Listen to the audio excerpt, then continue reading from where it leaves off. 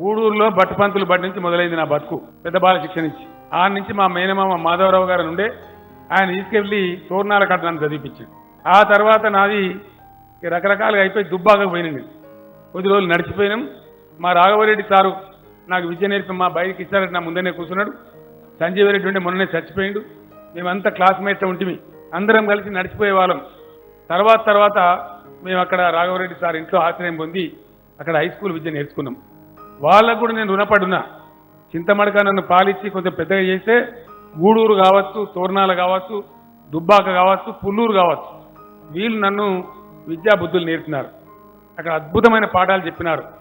మా గురువు మృత్యుంజయ శర్మ గారు చెప్పిన తెలుగు సాహిత్యం ఎంత గొప్పోడంటే, ఒకరోజు ఆయన ఏం చేసేదంటే ఆయనకు ఒక అలవాటు ఉండేది. అలవాటు ఏంటంటే ఒక పద్యం చెప్పి తాత్పర్యం చెప్పి దీన్ని ఎవరైతే రేపు కంఠస్థం చేసి దోషం లేకుండా అప్పచెప్తారో వాళ్ళకు ఒక 100 పేజీల నోట్బుక్ ప్రైజ్ రా అని చెప్పి ఆయన సొంత డబ్బులు ఇచ్చి కొనిచ్చేది పాపం. ఒకరోజు ఉత్తర గోగ్రామం అని పాట చెప్పింది మాకు. పద్యం జర గుర్తుంటుంది, అది అంటానికి నాలుగనే జర జరుగుడు కష్టం ఉంటుంది. అది ఏం లేదు, పెద్ద ముచ్చట్లేదు, కానీ పద్యం సమాసాలు. అది ఏంటంటే ఆ విరాట రాజు కొలువులో అజ్ఞాతవాసంలో పాండవులు ఉంటారు పాపం. అజ్ఞాతవాసం ఉన్నప్పుడు అక్కడ పని చేసుకుంటూ ఉంటారు. ఈ విరాట రాజుకు ఉత్తర కుమారుడని కొడుకుంటాడు. వాడు రాజు బిడ్డనే కానీ మనకి ధైర్యం తక్కువ ఉంటుంది. ఈ దుర్యోధనుడు సైన్యం అంతా వాళ్ళ ఆవుల మంద మలుచుకపోదామని వస్తూ ఉంటారు. వాళ్ళని చూసి భయపడి ఈ ఉత్తర కుమారుడు చెట్టు ఎక్కి కూర్చుంటాడు. అప్పుడు అక్కడ అర్జునుడు మారువేషంలో ఉన్న అర్జునుడు, అరే నువ్వు రాజు బిడ్డెవరా బాబు, నువ్వు సస్త జావాలి బతితే బతకాలి, కానీ చెట్టు ఎక్కి మూలకు జాగుండద్దు, దిగు కొట్టాడంటే నేను కొట్టాడ నా వల్ల కాదు అంటాడు. అది పద్యం. ఆ పద్యం చెప్పి ఆ సార్ ఏం చేసిందంటే, ఇది ఎవడైతే అప్పచెప్తాడో వానికి రేపు 200 పేజీల నోట్బుక్ ప్రైజ్ రాను. నేను సార్ ఇంట్లో ఉన్నా కాబట్టి అంతకుముందు కొంచెం బట్టి కొడతాం మేము. ఆ బట్టి కొట్టిన అలవాటు ఉండే.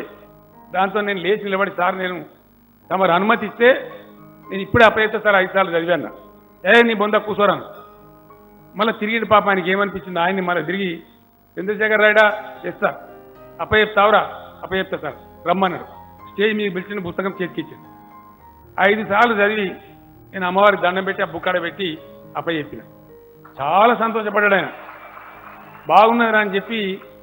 ఎంత గొప్ప ఉపాధ్యాయులు ఆ రోజుల్లో ఉండేదంటే, ఎవడన్నా పిల్లగాడు తయారు చేసి అవుతాడు అనుకుంటే వాళ్ళు కూడా గొప్ప కష్టపడేది. స్కూల్ అయిపోయిన తర్వాత ఆయన వాళ్ళ ఇంటికి పోలే, చక్కగా మా సారింటికి వచ్చిన మా రాఘవరెడ్డి సారింటికి. అప్పుడు మేము ఏం చేసేదంటే కాపువాడల పాలు తీసుకొని సార్ల ఇళ్ళలో పెట్టేసేది. నేను కాపువాడ దగ్గర ఉంటాం కాబట్టి వాడికి పాలన్నమాట. మా రొట్టె రాజమౌళి అన్న కూడా వచ్చేది ఇక్కడనే ఉన్నాడు, ఆయన తెలిసే విషయాలన్నీ. అక్కడ పాలు ఇచ్చేది ఉంటే నేను నాకు 3-4 సార్లు ఇళ్ళలో పెట్టే వంతు నాకుండే. ఈ శర్మ సార్ మా ఇంటికి వచ్చి రాఘవరెడ్డి సార్తో చెప్పింది, రాఘవరెడ్డి రేపటి నుంచి వీని 3-4 ఇళ్ళకి తోలకు, ఒక నా ఇంటికే తోలా, దీనికి మంచిగా అమ్మవారి దయ ఉంది, వీనికి నేను తయారు చేస్తా అని చెప్పాడు. ఏం లేదండి, ట్యూషన్ లేదు, ట్యూషన్ ఫీజు లేదు, ఏం ప్రతిఫలాపేక్ష లేదు.